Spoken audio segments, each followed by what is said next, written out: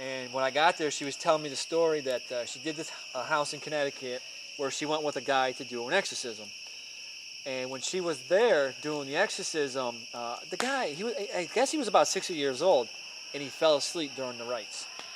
So he broke the power of faith. Now the exorcism is worthless. But before she entered that house, the demon came to her and said, "Leave now, or I'm going to harm you." And she didn't take the warning sign. So after the whole thing, like I said, I haven't talked to her for a couple of years. I got the email. I was like, all right, I'm coming out there. And this house was so heavy. It's just like, since I walked in the house, I got punched in the chest. Like, oh my, I couldn't breathe. And we're walking around. She's telling me the story. She's showing me some great photos. And we go upstairs, and we're walking around. And I'm waiting for my crew to get there. And we get everything ready. We got all the cameras ready. So we're doing the investigation, asking questions. Nothing really big happening. And we do a flashlight session. If you haven't seen that on TV where you ask questions, the flashlight turns on. I'm going to tell you right now, you cannot claim the place to be haunted with that.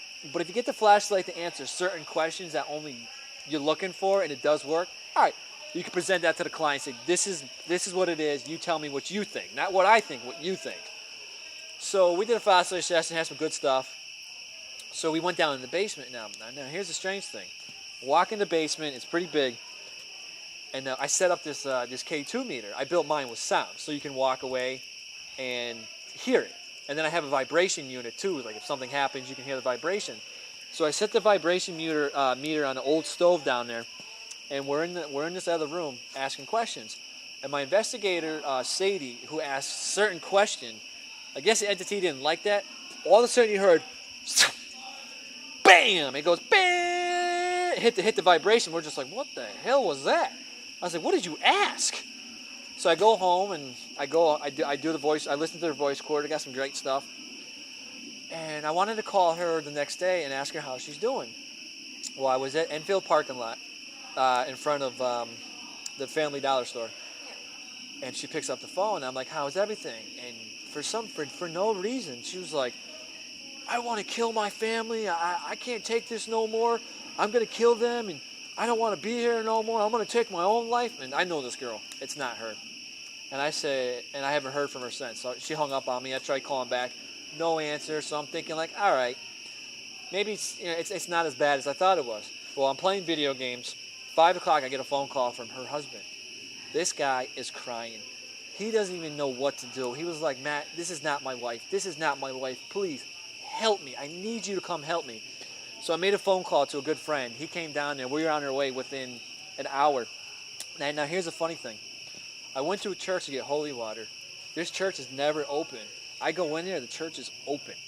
I get the holy water. This girl looks at me. She goes, oh, you got a big bottle there. I'm like, yeah, I got something to do. And she looks at me. She's like, I know what you're doing, and go with God. And I was like, okay, that's kind of weird. So we get in the car. We're halfway to her house, and she calls me.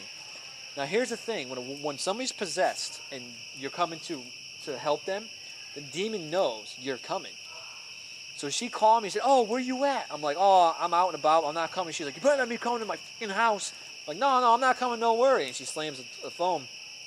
So my friend turns off the lights, the car lights, and we ease on into the driveway. Now, let me tell you, the last feeling was nothing compared to this. We enter the house. Her husband comes down. This guy is crying. He's white. He's like, Matt, I don't know what to do. This is not my wife. He hugs me, saying, thank God you're here. I'm so glad you're here. He's like, I didn't know who else to turn to. If I call the cops, they're going to arrest her, put her in a psych ward. I'm like, well, you made the right call. So I said, well, I need your permission just in case if I can't get it from the host. You are a loved one. I need your permission to perform an exorcism. And he's like, you have my permission. So now I got her husband's permission. So I go upstairs. She's facing the stairs. The minute I walk upstairs, she turns around. And she was like, get the fuck out of my house. I told you not to come here. Don't even come near me. So first thing I do, I go in my bag and I grab a blessed cross I got from a priest. I walk over to her. I put it on her forehead. She starts screaming. And you can actually start seeing the cross burn the mark on her forehead. She's letting out this scream that you've never heard before. Now here's the other thing. She's been diagnosed with her left arm paralyzed. That night, that arm was fully functioning. Working like you wouldn't. I've seen the reports. It was paralyzed.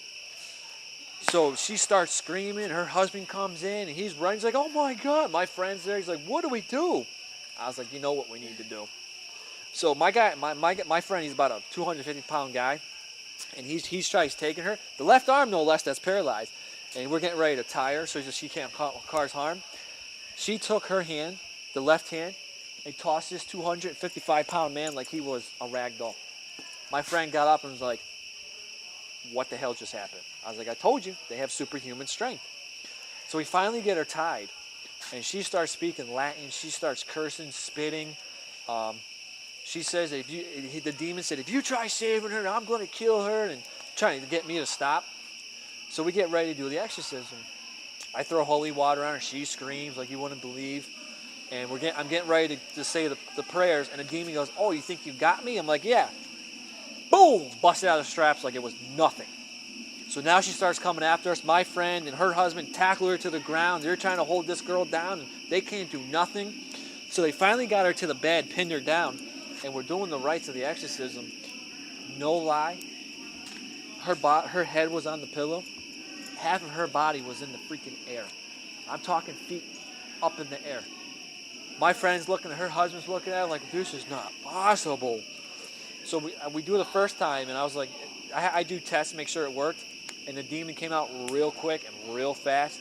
He got up in my face and said, oh, you think you got me? And I was like, all right. So they grabbed her again. This time, finally tied her to the bed.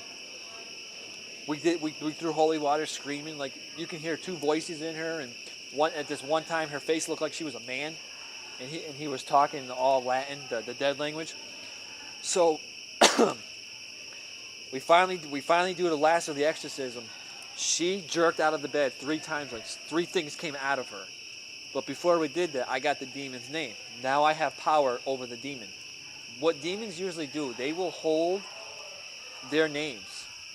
They will guard those names with their lives. Because once you have that, now you have power to release the demon out of her. So she jerks out 3 times. She falls down to the bed, and she gets up, and she looks around and goes, oh, when did you guys get here? Not even know we were there.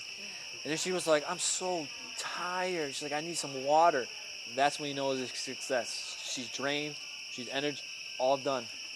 So we give her water, and a couple weeks I haven't heard from her. I get an email from her husband. I get an email from her saying she's back in church. Her life is great. She's doing great. And to me, that's the best feeling in the world. Many people would ask for money. I don't want money. Knowing that I brought you back to the light of God and faith, and you're doing great, that's all I care about. And that is why a lot of people, when I tell my stories, know I'm for real, because I won't fabricate. I won't tell you bullshit. If we go on investigation, I say I see something, it's the real deal. I hear something, it's real. And that's why we're going to go to the scientific way, because I know what I'm doing, and my group knows what we're doing. And the whole exorcism things is, does it happen all the time? Absolutely not. You can go years, months, not even knowing. And sometimes they make themselves known.